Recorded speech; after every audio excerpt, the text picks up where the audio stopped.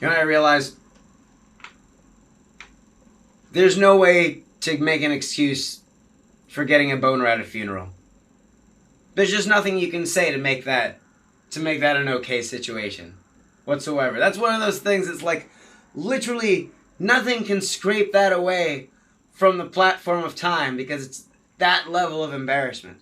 Like let's say like you're a teenage boy, you're 14 and you have to go to like the funeral of like a distant relative. It's not your mom or your dad, it's not even a close cousin. You're just being dragged there. So you're at the funeral of some like great uncle, cousin, whatever, and then out of nowhere you see this lady, somebody's wife, and she's a freaking knockout.